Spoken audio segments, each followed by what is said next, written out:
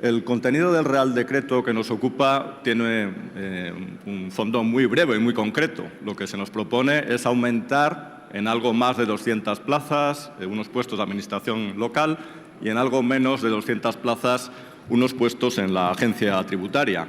Pero para fijar la postura de mi grupo sobre estas propuestas tengo que enmarcarlas en el contexto general de la política del Gobierno en estos 2 años y medio respecto a estas cuestiones. En el ámbito local, a Unión, Progreso y Democracia le parece bien mejorar el control y la fiscalización interna en los ayuntamientos y nos parece bien que eso se haga con funcionarios de habilitación nacional. De hecho, esta falta de control interno está detrás de lo sucedido en los ayuntamientos, también, por cierto, en los ayuntamientos del Partido Popular, con el fenómeno de las facturas en los cajones o los gastos no presupuestados. Por tanto, en principio, vemos con buenos ojos la convocatoria de estas 210 plazas dedicadas a mejorar ese control interno. Pero no podemos ignorar que esta propuesta se enmarca en una reforma local de conjunto muy decepcionante. Una reforma local en que no se han fusionado ayuntamientos, seguimos con nuestros más de 8.000 ayuntamientos, un alto porcentaje con menos de 1.000 habitantes, una reforma local en que no se han suprimido las diputaciones provinciales, y ahí está el ejemplo de nuestros vecinos, Italia, Francia, sobre la viabilidad de ese tipo de propuestas. Una reforma local en que se disminuye levemente, se desinfla levemente la burbuja de los entes públicos no administrativos que siguen manteniéndose en casi su totalidad. Y el gran logro es el superávit de las administraciones locales, pero el ministro olvida explicar cómo se logra ese superávit, con fuertes subidas de impuestos, sobre todo el IBI, y con un decremento del gasto en los servicios públicos esenciales, la forma más inadecuada de cuadrar las cuentas públicas. Por tanto, sí a esas 210 plazas, pero es una gota en el desierto de esa reforma local que no compartimos en absoluto. Y algo parecido pasa con la segunda medida, la segunda propuesta, incrementar en 166 plazas el personal de la agencia tributaria para luchar contra el fraude. Esta propuesta hay que ponerla en el contexto de 2 años y medio de legislatura en que la lucha contra el fraude ha venido a este pleno una y otra vez en sus diferentes formatos, preguntas orales, proposiciones no de ley, proyectos de ley, y nuestro grupo ha insistido una y otra vez en la falta de medios en la lucha contra el fraude y en que no tenía sentido reducir aún más año tras año esos medios, y se han reducido por una doble vía. En los presupuestos generales del Estado ha ido cayendo el presupuesto de la agencia tributaria y además hay una tasa de reposición del 10%, es decir, que de cada 100 plazas, 90 no se cubren. Bien, esto ha dicho Unión, Progreso y Democracia que era un error porque al final perjudica el déficit, se pierde recaudación en la lucha contra el fraude. Y lo mismo en general ha dicho el resto de la oposición.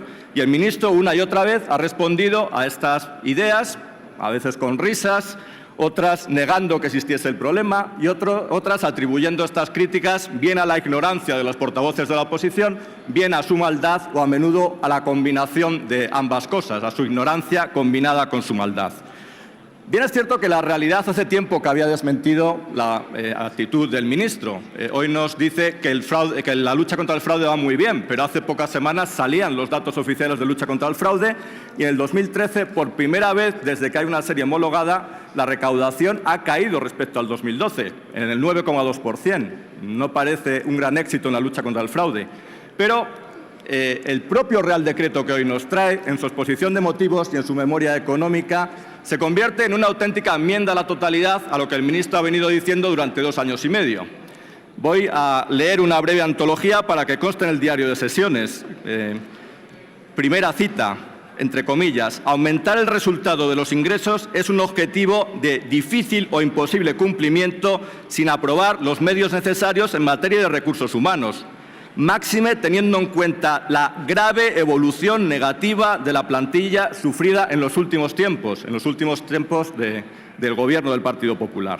Segunda cita, entrecomillada: es más que probable que excesivas reducciones en su presupuesto de gasto de personal acaben teniendo un impacto neto muy negativo en términos de déficit. Ahorramos algo en personal, pero el déficit puede aumentar por las pérdidas de recaudación en lucha contra el fraude. Tercera cita, muy jugosa también: los análisis más elementales ponen de manifiesto que en términos de déficit El gasto de personal de la Administración tributaria produce un efecto multiplicador en el presupuesto de ingresos muy destacado, lo estima de 1 a 15. Cada euro de gasto en personal de lucha contra el fraude puede proporcionar una recaudación de 15. Bien, esto es lo que venimos diciendo hace 2 años y medio, lo que viene diciendo en conjunto el resto de la oposición y lo que una y otra vez ha negado el ministro y hoy recoge en la exposición de motivos y la memoria económica de su Real Decreto. Esto los clásicos lo llamaban cantar la palinodia, que es una expresión que ha caído en desuso, pero no es insultante. La Real Academia nos dice que cantar la palinodia es retractarse públicamente de lo que se había dicho. Bien, es cierto que el ministro ha dado una variante a este género, que tiene 2.700 años de antigüedad, y canta la palinodia sin dar explicaciones o dar excusas, pretendiendo tener razón cuando hace una cosa y la contraria, cuando dice A y cuando dice B, cuando propone una cosa y cuando la rectifica. En cualquier caso, no podemos estar satisfechos con este Real Decreto porque supone una rectificación, pero una rectificación mínima en la política del Gobierno en la lucha contra el fraude. Es una rectificación muy limitada. En primer lugar, la tasa de reposición con esta medida se eleva ligeramente, pero sigue estando muy por debajo del 100%. No contamos en ella las propuestas de promoción interna, como ha hecho el ministro, porque la promoción interna no son nuevas plazas, son plazas que se reasignan. Sin contar esa promoción interna, que no debe contarse porque no son nuevas plazas, estaríamos hablando de una tasa de reposición con este Real Decreto del 33%. De cada 3 plazas, una se repondría. Es decir, que se siguen disminuyendo los recursos de la agencia tributaria. Una rectificación muy limitada. Eso, a pesar de que las previsiones oficiales de la propia agencia, que también se recogen en el texto que debatimos, prevén una pérdida o un riesgo de pérdida, mejor dicho, de hasta 1/4 del personal de la agencia tributaria a lo largo de la década entre 2010 y 2020, porque la edad media del personal ha aumentado y está hoy ya en los 50 años. Es decir, que esta medida no va a revertir ese proceso en absoluto. Este personal, por cierto, no tomará posesión, como también se explica en la memoria económica, hasta el segundo semestre del año que viene, el 2015. Y vamos a seguir muy lejos de las cifras de otros países. He tenido ocasión de citarlas a menudo en la tribuna, pero recordaré algunas. En España, datos del 2011, hay 27.000 personas en la agencia tributaria. Hoy son más bien 26.000. En Francia, 117.000. En Alemania, 110.000. Es decir, multiplican por 4 el personal dedicado a lucha contra el fraude en nuestro país. O en los Países Bajos, una economía mucho más pequeña que la nuestra, 29.000 personas, más que en España. Esa falta de recursos no se va a ver paliada por esta mínima rectificación que hoy nos propone el ministro. Y puestos a rectificar, le propondríamos que rectificase de manera más amplia, que rectificase en el uso electoralista y cortoplacista que viene haciendo durante años de la política fiscal. Lo hizo proponiendo en el programa electoral del Partido Popular una bajada de impuestos que él sabía que no se podía aplicar. Lo hizo recién llegado al Gobierno, atrasando los primeros presupuestos generales del Estado hasta después de las elecciones andaluzas, con las consecuencias que eso tuvo. Y lo está haciendo ahora con un tema tan importante, tan de Estado, tan a largo plazo como es la reforma fiscal, que tiene congelada, después del informe de expertos, suponemos para 5 días antes o 7 días antes de las elecciones europeas, decir que va a bajar los impuestos. Yo creí que lo iba a decir el señor Cañete en la Moncloa, pero como ya ha dejado de ser ministro y candidato, supongo que será el señor Montoro, quien una semana antes de las elecciones nos dirá que va a bajar los impuestos, sin explicar, por cierto, que va a bajar el IRPF subiendo otro tipo de impuestos menos visibles. La reforma fiscal tiene bastante importancia como para que sea un tema de Estado a largo plazo, con consenso, y no para utilizarla como un señuelo electoralista a corto plazo.